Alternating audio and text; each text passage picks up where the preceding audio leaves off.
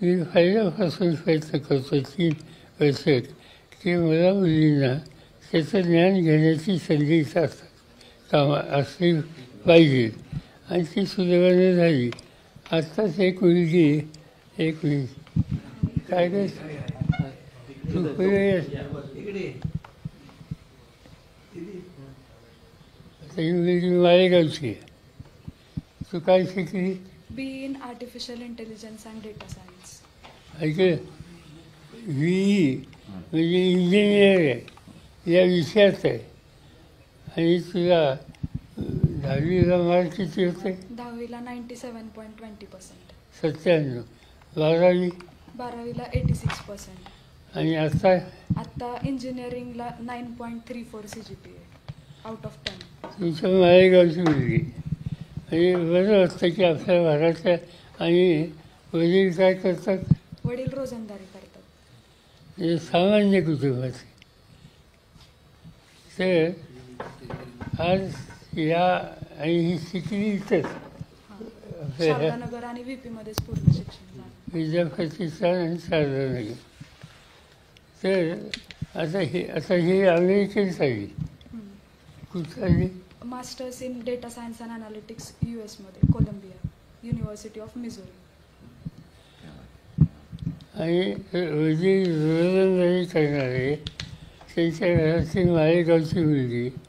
तिचं समज रेकॉर्ड तिने आता सांगितलं आणि आता अमेरिकेला चाललेली आहे. नमस्कार, मी चंद्रकांत दुसाने. सुवर्ण खानदेश लँड्समध्ये आपल्या सर्वांचं स्वागत. आज आपल्यासोबत एक अशी तरुणी आहे जिनं आपल्या स्वतःच्या स्वप्न एक वेगळ्या उंचीवर नेऊन ठेवले. खरं तर कष्ट, जिद्दी आणि मेहनतीच्या बळावर एक नवी शिक्षणाची वाटचाल तिने उभी केली आणि अमेरिकेत शिक्षणाचा मार्ग निश्चित केलाय. त्यांची तरुणी म्हणजे अल्फिया तांबोळी. माडेगावची ही तरुणी आहे आणि अमेरिकेतील कोलंबियाच्या युनिव्हर्सिटी ऑफ मिझुरी या ठिकाणी आर्टिफिशियल इंटेलिजन्स मध्ये मास्टरसाठी तिचा प्रवेश निश्चित झालाय. आणि विशेषतः काल एक बारामतीत कार्यक्रम पार पडला. श्री शरद पवार यांची या कार्यक्रमाला उपस्थिती होती आणि या कार्यक्रमामध्ये अल्फियाचं कौतुक पवार साहेबांनी केलं. खरं तर या कार्यक्रमानंतर एक अशी माहिती समोर आली आहे. पवार साहेबांनी अल्फियाच्या शिक्षणासाठी तब्बल 10 लाख रुपयांची मदत दिल्याची माहिती समोर आली आणि या पार्श्वभूमीवर आज आपण तिच्याशी संवाद साधतोय. तिचा आतापर्यंतचा शैक्षणिक प्रवास, अमेरिकेमध्ये ज्या पद्धतीने शिक्षणासाठी प्रवेश मिळवलाय तो मुद्दा आणि विशेषतः तिची भविष्याची वाटचाल या संदर्भात आपण तिच्याशी संवाद साधणार आहोत. अल्फिया, तुझं सुवर्ण खानदेश लँड्समध्ये मनापासून स्वागत. Thank you so much sir. सर्वप्रथम तुझं मनापासून अभिनंदन. Thank you sir. Thank you so much. तुझा परिचय करून दे आमच्या प्रेक्षकांना सुरुवातीला. मी अल्फिया जावेद तांबोळी. मी माळेगावमध्ये राहते. मी माझं बॅचलर ऑफ इंजिनिअरिंग कंप्लीट केलंय आर्टिफिशियल इंटेलिजन्स अँड डेटा सायन्समध्ये विद्याप्रतिष्ठानमधून, जे की आपल्या बारामतीमध्ये आहे. आणि नंतर मी एका रिसर्च इंटर्नशिपमध्ये होते गोवामध्ये, बिट्स पिलानीने ऑर्गनाईज केली होती. त्याच्यामध्ये माझं डोमेन क्वांटम फिजिक्स होतं. तर त्या 2 महिन्याच्या एक्सपिरियन्स नंतर मी ऑगस्टमध्ये घरी होते. तेव्हा मी एक ऑनलाईन इंटर्नशिप केली आणि सप्टेंबर 24 मध्ये मी कॅपजेमिनी इंडिया, जी हिंजवडीमध्ये कंपनी आहे, ती कंपनी मी जॉईन केली होती. आणि along with the company stuff me apply केलं होतं फर्दर स्टडीजसाठी, मास्टर ऑफ सायन्स या डिग्रीसाठी. मग त्याच्यामध्ये माझा फोकस होता US मध्ये जायचा. तर तिथल्या युनिव्हर्सिटीजला मी अप्लाय केलं होतं. साईड बाय साईड जे काही स्किल्स मला तिथे लागतील किंवा एक्झाम जे काही लागतील, जे कम्प्लीट होणं, प्रोफिशियंट होणं इम्पॉर्टंट आहेत, त्या मी एक्झाम्स दिल्या होत्या. मग अप्लाय करता करता एका युनिव्हर्सिटीला सिलेक्शन झालं आणि आता मी तिथेच जाण्याचीच तयारी करतेय. काल बारामतीत एक कार्यक्रम पार पडला. श्री शरद पवार यांनी तुमचं कौतुक केलं त्या कार्यक्रमामध्ये आणि कार्यक्रमानंतर एक अशी माहिती समोर आली की पवार साहेबांनी तुमच्या शिक्षणासाठी 10 लाख रुपयांची मदत दिली आहे, अशी माहिती समोर आली. तर हा प्रसंग नेमका काय आहे?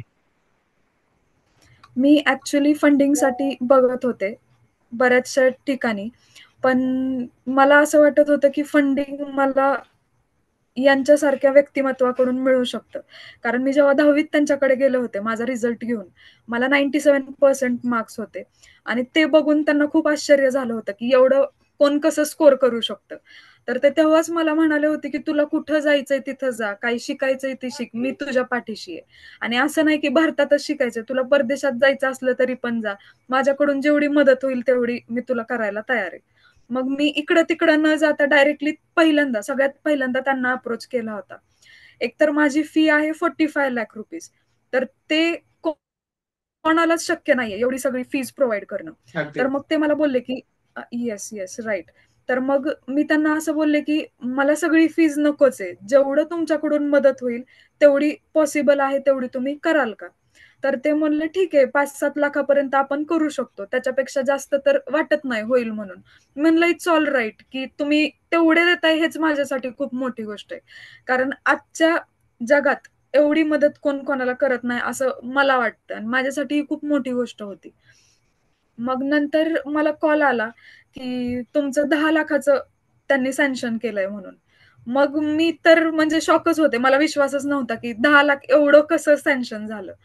मग नंतर मी परत कन्फर्म केलं. मग जे आपले त्यांच्या अंडर मनियार सर आहेत, जे की पुण्याला असतात नाना पेठेमध्ये, तर त्यांच्यासोबत माझं कन्व्हर्सेशन झालं. सगळं त्यांनी माझं प्रोफाईल चेक केलं की डिझर्विंग आहे का कॅन्डिडेट, मी लोन घेतलंय का, लोन घेतलंय तर किती घेतलंय. मग त्यांनी माझा एक शॉर्ट इंटरव्ह्यू घेतला, म्हणजे माझं थोडंसं कम्युनिकेशन पण पाहिलं, पुढचे माझं प्रवास काय असणार आहे त्याची त्यांनी माहिती घेतली. आता 45 लाख आहेत, त्यातले 10 लाख रुपीजची मदत तर साहेब करणार आहेत. तर त्यांचा असा प्रश्न होता की बाकीचे तू मॅनेज कसं करणार आहे, आणि आम्ही नाही दिलं तर मग तू काय करणार आहे. आणि त्याचे पण मी सगळे आन्सर्स दिले. त्यांनी माझं प्रोफाईल सगळं बघितलं, सीव्ही बघितला, कॉलेजचं ऑफर लेटर बघितलं, असं क्रॉस चेक केलं माझं प्रोफाईल, आणि त्यानंतरच त्यांनी मग सँक्शन केली ती अमाऊंट. तर हा सगळा प्रवास होता. तर मी माझ्या भावाला शाळेत सोडायला चालले होते, आणि तिथं मला खूप साऱ्या गाड्या गोविंद बागेच्या बाहेर दिसल्या. मग मी विचार केला की आले असतील तर आपण भेटून यावं आणि थँक्यू म्हणावं. तर मग मी गेले, मग थोडंसं घरी आले, नारळ वगैरे ते सगळं घेतलं, आणि मग गेले त्यांना म्हणले की तुम्ही मला मदत केली खूप, त्यासाठी मी तुमचं थँक्यू म्हणायला आले खास. तर ते म्हणले यात काय थँक्यू म्हणायचं, नाही म्हणलं ती माझी एक रिस्पॉन्सिबिलिटी आहे, एवढा मोठा माणूस आपल्याला मदत करतोय तर ऍटलिस्ट आपण थँक्यू तर म्हणू शकतो. मग त्यांनी मला बसवलं थोडा वेळ, आणि मग विचारलं की कोणती युनिव्हर्सिटी आहे, सिलेक्शन कसं झालं, पुढं काय करणार आहेस, म्हणजे सगळं त्यांनी विचारलं, शिक्षण कुठं झालं, 10वी वगैरे असं तसं पूर्ण माझी माहिती घेतली. आणि नंतर मला म्हणले तू माझ्या मुलीला भेटली आहेस का, मी म्हणलं नाही, मला भेटायचं होतं पण मला कधी चान्सच नाही मिळाला भेटायचा. मग थांब म्हणले, तू इथंच थांब, मी माझ्या मुलीला बोलवतो, सुप्रियाशी बोलून जा. मग तेव्हा मी त्यांच्याशी पण बोलले, आणि नंतर ते पत्रकार परिषदेत मग त्यांनी मेन्शन केलं तेव्हा. तर अगदीच. असा सगळा हा सीन झाला होता. मी त्याच मुद्द्याकडे येतोय. ज्यावेळी पत्रकार परिषद सुरू होती आणि तुझा उल्लेख केला आणि तुला ऑन कॅमेरा बोलवलं, तर काय नेमकी हम्म. भावना होती? कारण म्हणजे अगदी एवढा प्रतिष्ठित व्यक्ती ऑन कॅमेरा आपलं अशा पद्धतीने कौतुक होतं, त्यावेळी नेमकी काय भावना होती? मी तर शॉकच होते, मला तर म्हणजे वाटलं नव्हतं की एवढं सगळं होणार आहे त्या दिवशी. मी असं सहजच बोलायला गेलते, ते विचारत होते 10th ला किती मार्क्स आहेत असं तसं. पण इंटरव्ह्यू झाल्यानंतर जेव्हा ते सगळं इतकं व्हायरल झालं, तेव्हा मला समजलं की ही खूप मोठी गोष्ट आहे. म्हणजे तो एकदम अनप्रिडिक्टेबल आणि अनएक्सपेक्टेड होतं माझ्यासाठी, असंच मी म्हणेल. आता तुझ्या करिअरकडे वळूयात. खरं तर आपलं आर्टिफिशियल इंटेलिजन्स आणि डेटा सायन्स मध्ये करिअर कधी आणि का निवडलं? हा, तर मला असं होतं की आर्टिफिशियल इंटेलिजन्स या नावातच मी खूप क्युरियस झाले होते जेव्हा मी पहिल्यांदा ऐकलं होतं आफ्टर 12th. तर मला सगळे लोक म्हणत होते की पहिल्यांदाच आपण ऐकतोय, तुला कशाला घ्यायचंय त्यात, आपलं आहे ना कम्प्युटर IT, त्यातच जा, तुला कशाला नवीन काय करायचंय. पण मी असं होते की लोक असे म्हणतात, त्याच्यामध्ये जॉब असतील का, नसतील, मग काय होईल पुढे जाऊन. मग जिथं सगळ्यांना वाटत होतं पुढं काय होईल, तिथं मला ते चॅलेंज घ्यायचं होतं, असं मी ठरवलं तेव्हा. आणि AI शिकायचं मग ठरवलं मी. आणि ते खूप फॅसिनेटेड वाटलं, आपल्याला फक्त स्वतःचं ह्युमन इंटेलिजन्स माहित असतं. पण मी विचार करायला लागले की एक्झॅक्टली आर्टिफिशियल इंटेलिजन्स आहे काय, आणि एवढं का डिमांडिंग झालंय. आता माझी तर पहिलीच बॅच होती जी ग्रॅज्युएट झाली 2020 मध्येच. कोणत्या साली? ट्वेंटी 2020 ट्वेंटी साली? हो, पुणे विद्यापीठामध्ये फक्त 6 कॉलेजेसमध्ये हा कोर्स होता, आणि त्याच्यामध्ये VP होतं. मग अच्छा. तेव्हा मी ठरवलं की आपल्या VP मध्येच आहे तर बाकी ठिकाणी कशाला जायचं, एवढं चांगलं कॉलेज आहे. आणि मला साहेब पण म्हटले होते, आपले 2 कॉलेजेस सोडून पुण्याला कशाला जायचंय तुला, इथंच राहा. मग मी ठरवलं की व्हीपी मध्ये घ्यायचं. कॅम्पस वगैरे पण एकदम छान आहे तिथला, स्टाफ पण चांगला आहे. मग ठरवलं एआय मध्येच करायचं. मग हळूहळू जसा सिलेबस, प्रोजेक्ट, इंटर्नशिप केले, मग त्याच्यामध्ये अजून इंटरेस्ट माझा वाढत गेला. आता मी जो जॉब करत होते तो ऍक्च्युली आहे सॉफ्टवेअर डेव्हलपमेंटचा, म्हणजे तो जास्त रिलेटेड आहे सीएस वाल्यांचा, म्हणजे कम्प्युटर सायन्सशी रिलेटेड आहे. Computer science. तर ते माझं डोमेन नाहीये. तर मला असं वाटत होतं की आपण 4 वर्ष एवढं केलंय, इंटर्नशिप केली, मग आपण हा जॉब का करतोय. म्हणजे मला त्याच्यामध्ये इंटरेस्ट नव्हता, मला माझं पॅशन फॉलो करायचं होतं. मग मी डिसाईड केलं की पुढची पण डिग्री घेऊन टाकावी. मग कॉलेजेस वगैरे सर्च केले, इंडिया मधलं एज्युकेशन, युएस मधलं. माझं स्पेसिफिक होतं युएस मध्येच जायचं. तेव्हा पण असं झालं होतं की मला काही लोक बोलले होते युएस मध्ये जाणं खूप मुश्किल आहे, जाता येत नाही, विजा अप्रूव्ह होत नाही. ते पण मी चॅलेंज घेतलं, मग मी जाऊनच दाखवणार. आणि मग मी युएस ला स्पेसिफिक एक फोकस ठेवला, त्यातले कॉलेजेस पाहिले, मग थोडा सिलेबस कम्पेअर केला. मग पहिली युनिव्हर्सिटी मी ही चूज केली कारण ही टॉप 3% मध्ये येते university for data science, particularly in US. आणि यांचं असं वैशिष्ट्य मी म्हणेल की इथं रिटर्न एक्झाम सिस्टीमच नाहीये या कॉलेजमध्ये. अच्छा. Fully focus on practical, practical म्हणजे नॉलेज. पूर्ण अप्रोच हा प्रॅक्टिकल आहे त्यांचा. मग त्यासाठी मी हे कॉलेज निवडलं. आणि मोर ओव्हर हे कॉलेज फक्त 18 ते 20च लोक ग्लोबली सिलेक्ट करतं.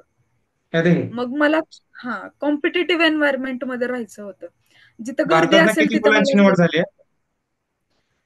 मला एक्झॅक्ट तर सांगता येणार नाही. कर्नाटकचा एक माझा फ्रेंड आहे, तर आम्ही 2 जण चाललोय. मला बाकी अजून आयडिया नाहीये कोण कोण असेल इंडियामधून. अच्छा. तर मग तो सगळा विचार करून मी हे कॉलेज चूज केलं. आणि दुसरं एक कॉलेज होतं टेक्सास A&Mचं. ते हम्म. तर खूप भारी कॉलेज आहे. म्हणजे मी असं विचार करून केलं एका कॉलेजला झालंय आपलं, दुसरा फक्त असंच अप्लाय करायचं म्हणून केलं होतं, म्हणजे विजामध्ये काही प्रॉब्लेम येऊ नये म्हणून. तर तिथं पण माझं सिलेक्शन झालं. आणि लकीली तिथं तर मला स्कॉलरशिप पण मिळाली $1000ची. क्या प्लस बात. माझं इनस्टेट ट्युशन मी इनस्टेट ट्युशननी माझं तिथे ऍडमिशन झालं. म्हणजे इनस्टेट आणि आउटस्टेट अशा 2 गोष्टी आहेत. आउटस्टेटला फीस जास्त असते, इनस्टेट म्हणजे ते त्यांना फीस कमी असते. म्हणजे माझ्या ह्या कॉलेजला फीज आहे 45 lakhs फॉर 2 years. तर तिथं माझं ते 25 ते 30 लाखामध्येच होत होतं. पण त्याची दुसरी बाजू पण बघितली की तिथं माझ्या ओळखीचं कोण नाहीये, मला तो एरिया माहित नाहीये, परत मी कुणावर विश्वास ठेवावा तिथं हे मला समजत नव्हतं. परत अकोमोडेशन, लिव्हिंग एक्सपेन्सेस त्याचा काही आयडिया नव्हता. म्हणजे तिथले मुलं मला असे बोलले की आम्ही इंडियातूनच थोडे पैसे आम्हाला पॅरेंट्स कडून घ्यावे लागतात. मग हे तर मला नको होतं. सगळं स्वतःवरती खर्च, स्वावलंबी बनायचं होतं, सेल्फ डिपेंडंट. मग तो सगळा विचार करून मी युनिव्हर्सिटी ऑफ मिझोरी हे चूज केलं होतं. प्रिपरेशन साठी काय, म्हणजे अमेरिकेत प्रवेश मिळवण्यासाठी कशा पद्धतीने प्रिपरेशन केलं होतं मागील काही काळामध्ये? तर सगळ्यात पहिल्यांदा आपल्याला कॉलेज स्पेसिफिक एक्झाम्स बघाव्या लागतात, ज्या कॉलेजमध्ये जायचंय. काही ठिकाणी आयल्सचा स्कोर, टोफलचा स्कोर, जीआरईचा स्कोर, जीमॅट वगैरे अशा मल्टिपल एक्झाम्स आहेत, ज्या की कॉलेज त्यांच्या वेबसाईटवरती मेन्शन केलेलं असतं. आता मी एक्झाम दिली होती आयल्सची एक्झाम, जी की इंग्लिश प्रोफिशियन्सी एक्झाम असते. तर कॉलेजचा त्याच्यामध्ये पण क्रायटेरिया असतो की 6.5 स्कोर असावा, 7 स्कोर असावा. तर मग त्याच्यामध्ये माझा स्कोर 7 होता. मग त्यानुसारच मी जिथं ज्या युनिव्हर्सिटीमध्ये आयल्सचा स्कोर चालतो त्याच युनिव्हर्सिटीला मी टार्गेट केलं होतं. आणि मोस्टली मी 5ची लिस्ट काढली होती युनिव्हर्सिटीजची. पण पहिल्याच युनिव्हर्सिटीमध्ये झालं तर मी त्या 5व्या युनिव्हर्सिटी पर्यंत गेलंच नाही. असं सगळं झालं. आणि त्याच्यानंतर जो आपला सीजीपीए असतो 4 वर्ष, तर ते पण मॅटर करतं. ते आउट ऑफ 4 किती आहे, 3.5च्या वर असावा लागतो, किंवा काही युनिव्हर्सिटीजला 3च्या वरती असावा लागतो. तर आयएल्सची एक्झाम ही द्यावी लागते. त्याच्यानंतर आपला जो सीजीपीए असतो फायनल इयर पर्यंतचा, तो पण कन्सिडर केला जातो. त्याच्यामध्ये काही युनिव्हर्सिटीज 3चा ठेवतात, 3.5चा ठेवतात क्रायटेरिया आउट ऑफ 4. मग तो पण आपल्याला चांगला असावा लागतो. आणि मोर इम्पॉर्टंटली मी म्हणेल की आपण 4 वर्षामध्ये काय केलं हे आपल्या सीव्ही आणि रेझ्युमे मध्ये सगळं असतं. तर ते खूप बारकाईने आपलं सगळं बघितलं जातं. कारण ही युनिव्हर्सिटी जर ग्लोबली 20-25 एवढ्या कोर्ससाठी घेत असेल, तर आपण इमॅजिन पण नाही करू शकत की ते किती आपल्याला क्रॉस व्हेरीफाय करतील. आणि अगदी. मला अशा ठिकाणी जायचं होतं की जिथं स्ट्रेंथ कमी असेल, जास्त कॉम्पिटिशन असेल, म्हणजे कमी लोकांसोबत, क्वालिटी लोकांसोबत मला टाइम स्पेंड करायचा होता. हा माझा फोकस होता. अगदीच, अगदीच. काल एका मुलाखतीत बोलताना तू असं म्हटली की पवार साहेब तुमच्या आजोबांचे म्हणजे क्लासमेट होते. काही हो नेमक्या हो. आठवणी आहेत? आजोबांनी काही सांगितलंय का त्या आठवणींबाबत? म्हणजे जेव्हा ते स्कूलमध्ये होते तेव्हा ते दोघं चांगले मित्र होते. आणि आता पण जेव्हा माझे आजोबा त्यांचे भाषण वगैरे जातात अटेंड करायला, तर एका भाषणात पण त्यांनी, यासीन नाव आहे माझ्या आजोबांचं, तर यासीन इकडे ये, तू तिथं का थांबलाय, तर नावाने ते हाक मारतात. पण मी आता काय केलं की जी ही सगळी प्रोसेस केली, म्हणजे मी साहेबांकडे गेले फंडिंगसाठी किंवा स्कॉलरशिपसाठी, मी त्यांना बोलले, तेव्हा मी बिलकुल सांगितलं नव्हतं की मी त्यांची नाते म्हणून. कारण त्यांनी मग ते लगेच केलंच असतं असं मला वाटतंय. पण माझं असं होतं की स्वतःच्या ओळखीवरती, स्वतःच्या ॲबिलिटीज वरती मला ते सगळं करायचं होतं, जे काही आतापर्यंत करायचंय. मग काल मी जेव्हा त्यांना भेटायला गेले होते धन्यवाद बोलायला, सगळं झाल्यावरती मी त्यांना सांगितलं की ते यासीन तांबोळी जे तुमचे क्लासमेट आहेत, मी त्यांची नाते. मग ते हसायला लागले. असं सगळं झालं. मी त्यांना शेवटपर्यंत सांगितलंच नव्हतं की तुम्ही माझ्या आजोबांचे क्लासमेट आहेत म्हणून. अच्छा. हा. एक महत्वाचा प्रश्न आहे तो म्हणजे अनेकदा असं होतं ना की परदेशात ज्यावेळी शिक्षणासाठी अनेक जण जातात, तर पुढचा जो करिअरचा मार्ग होतो तो परदेशातच निश्चित होतो, म्हणजे तिथंच स्थायिक होतात. काम करण्याचं जे हम्म. स्वरूप असतं ते हम्म. तिथंच असतं. आता तुझा अमेरिकेत शिक्षणासाठी तुला त्या ठिकाणी प्रवेश मिळालाय. शिक्षण परतल्यानंतर भारतात काम करण्याची इच्छा आहे का? हो, भारतात तर इच्छा असणारच. कारण माझं इथं फॅमिली माझी पूर्ण इथे आहे. आणि कर्मभूमी ज्याला आपण म्हणतो, हम्म, हम्म. ते तर इथंच बिलॉंग करतं. तर जे काही तिथं शिकेल, मॅनकाइंडसाठी त्याचा मला जास्तीत जास्त वापर करायचा आहे, जे काही मी शिकेल. कारण आता आपण बघतो की इंडियामध्ये काही कारणांमुळे टेक्नॉलॉजी कुठं ना कुठं थोडीफार माग आहे, असं मला वाटतं. तर मग त्याचा जास्तीत जास्त उपयोग आपल्या ठिकाणी कसा होईल. आणि आपल्या स्टुडंट्समध्ये मी जेवढं नोटीस केलंय, लेस अँबिशियस आहेत आपल्या इकडचे थोडेसे स्टुडंट्स, असं मला वाटतं. तर त्यांना मोटिवेशन व्हावं, त्याचा त्याचा मी जास्त प्रयत्न करणार आहे. म्हणजे ह्युमन आणि मॅनकाइंडसाठी फोकस जास्त राहणार आहे माझा. काय वाटतं तरुणांबाबत सद्यस्थितीमध्ये? सॉरी. तरुणांबाबत काय वाटतं सद्यस्थितीमध्ये? आता जो तू काही उल्लेख केलेला. आत्ताचे आत्ताचे तरुण, मला असं वाटतं की अननेसेसरी गोष्टींवरती जास्त टाइम स्पेंड करतात. म्हणजे त्यांनी थोडंसं टेक्नॉलॉजीकडे लक्ष दिलं पाहिजे. जगामध्ये खूप पुढे गेलंय. आणि म्हणजे मी पण खूप एक्सप्लोर करते गोष्टी. मला तेव्हा रिअलाईज होतं की मी किती मागे आहे. आणि काही मुलं अशी असतात की जे ते तर काहीच करत नाहीत, थोडं पण एक्सप्लोर करत नाहीत. थोडंसं एक्सप्लोर केलं पाहिजे. आपल्या कॅपॅबिलिटीज ओळखणं खूप इम्पॉर्टंट आहेत, असं मला वाटतं. कारण मी जेव्हा कॉलेजमध्ये होते, मला पण असंच वाटायचं की I am the ordinary one. मी ह्यांच्यासारखीच आहे, नॉर्मल आहे. मी काही जास्त मोठ्या ठिकाणी जाऊ शकत नाही. पण माझ्या लाईफचा टर्निंग पॉइंट होता तो बिट्स पिलानीची इंटर्नशिप. मी त्या इंटर्नशिपला असंच अप्लाय केलं होतं. मला माहितीये आपलं काय, बिट्स पिला, मी असा विचार करायचे, बिट्स पिलानी ती किती मोठी इन्स्टिट्यूट आहे, आपण कुठं बारामती, आपलं काय होणार आहे. मग पण मी अप्लाय करत राहायचे, जे काय होईल ते होईल. मी अप्लाय केलं. जेव्हा रिझल्ट आला तेव्हा मला समजलं की एवढ्या मोठ्या इन्स्टिट्यूटनी फक्त भारतातले 26 लोक घेतलेत आणि त्यात आपण आहे. तेव्हा मला माझा वर्थ समजला. मग मला असंच वाटतं की प्रत्येकाकडे काही ना काही कॅपॅबिलिटीज असतात, पण ते समजत नाही लोकांना की आपण एवढं मोठं काहीतरी करू शकतो. मग प्रत्येकाने आपला वर्थ समजून घेतला पाहिजे. आणि असं नाही की फक्त एज्युकेशन मध्येच पुढे जावा. स्पोर्ट्स आहेत, म्युझिक आहे, खूप साऱ्या गोष्टी आहेत ज्याच्यामध्ये आपण खूप पुढे जाऊ शकतो, असं मला वाटतं. एक शेवटचा प्रश्न आणि तितकाच महत्वाचा. अगदी तुझा हा प्रवास ग्रामीण भागातून सुरून थेट आता अमेरिकेसारख्या देशापर्यंत पोहोचलाय. त्या ठिकाणी तू शैक्षणिक प्रवासाची मजल गाठलेली आहे. या निमित्त ग्रामीण भागातील मुलं असतील, मुली असतील, त्यांना काय सल्ला देशील? मी तर एवढंच म्हणेल की प्रत्येकाने मोठी स्वप्न बघावीत. जेव्हा आपण मोठी स्वप्न बघतो तेव्हाच काहीतरी छोटं आपल्याकडून होत असतं. आणि स्वतःच्या कॅपॅबिलिटीज ओळखणं हे खूप इम्पॉर्टंट आहे. आणि जर काही मोठं करायचं असेल, करेज, कॉन्फिडन्स, कन्सिस्टन्सी हे खूप इम्पॉर्टंट आहे. जर आपल्यामध्ये कॉन्फिडन्सच नसेल, धाडसच नसेल, तर आपण ती गोष्ट करूच शकत नाही. आता मी एक स्टोरी सांगते की जी की खरे, हे सगळं मी जे केलं, पासपोर्ट झालं, विजा झालं, माझं कॉलेजचं ऍप्लिकेशन झालं, कॉलेजला अप्लाय करणं, मी माझ्या घरी कोणालाच सांगितलेलं नव्हतं. मी जेव्हा माझं तिकीट बुक केलं त्यानंतर मी डायरेक्ट तिकीट दाखवलं की मी चालली क्या ऑगस्टमध्ये. असं झालं होतं हे सगळं. मग माझे आजोबा मला तेच म्हणले की एवढं धाडस मी आजपर्यंत बघितलंच नाही कुणात. आणि माझ्या अख्ख्या खानदानात आमच्यात, म्हणजे मी तर एक मुस्लिम फॅमिलीमधून बिलॉंग करते. आमच्या पूर्ण फॅमिलीमध्ये, ब्लड लाईन मध्ये इतक्या मोठ्या स्तरावरती कोणच गेलेलं नाहीये. त्यामुळे सगळे खूप खुश आहेत आता.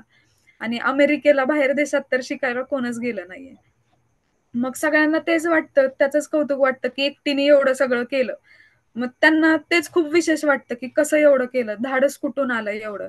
इवन लोनचं पण जे मी बोलले, लोन मला भेटत नव्हतं, कारण माझी फॅमिली मिडल क्लास फॅमिली आहे. असं काही प्रॉपर जॉब नाहीये माझ्या पॅरेंट्सला.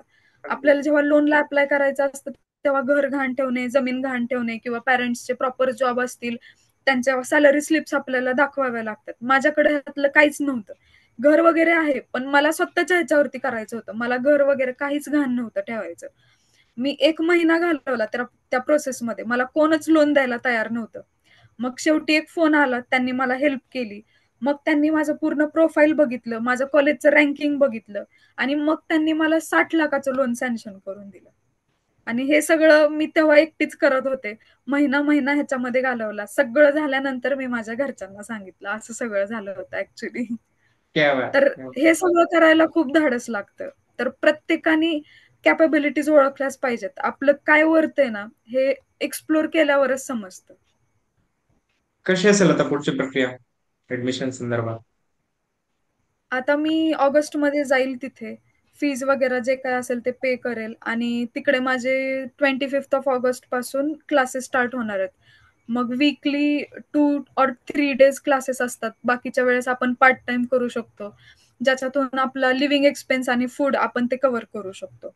आणि साईड बाय साईड जर रिसर्च असिस्टंटशिप असेल, टीचिंग असिस्टंटशिप असेल, ग्रॅज्युएट असिस्टंटशिप असेल, तर त्याला आपण अप्लाय करू शकतो. मग त्याच्यामध्ये प्रोफेसर्सच्या अंडर काही प्रोजेक्ट्स असतात, त्यांना त्याच्यामध्ये हेल्प करायचे असते. मग जेणेकरून आपला पण एक्सपिरियन्स थोडा बूस्ट होतो, आणि आपल्याला त्या गोष्टी पण समजायला लागतात, थोडा प्रॅक्टिकल एक्सपिरियन्स येतो. तर हा सगळा माझा जर्नी असणार आहे. Let's see how it goes.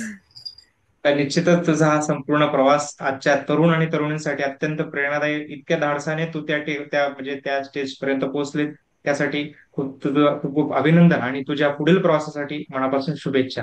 निश्चितच आज आपल्यासोबत अल्फिया तांबोळी ही तरुणी होती, आणि तिचा जो शैक्षणिक प्रवास होता त्याबाबत आपण संपूर्ण माहिती जाणून घेतली. तिच्या या संपूर्ण प्रवासात तिला नेमक्या काय काय अडचणी आल्या, काय काय तिचा कोणकोणत्या आव्हानाचा तिला सामना करावा लागला, याबाबत तिने सविस्तर अशी माहिती दिली. निश्चितच प्रेक्षक यातनं प्रेरणा घेतील अशी आशा आपण व्यक्त करूयात. आज इथेच थांबूयात. भेटूयात एका नवीन व्यक्तीसह आणि एक नवीन विषयासह. तोपर्यंत धन्यवाद. तुम्ही जर आतापर्यंत सुवर्ण खानदेश लाईव्ह न्यूज या आमचे युट्यूब चॅनल सबस्क्राईब केलं नसेल तर प्लीज ते सबस्क्राईब करा आणि व्हिडिओ शेअर करायला विसरू नका. धन्यवाद.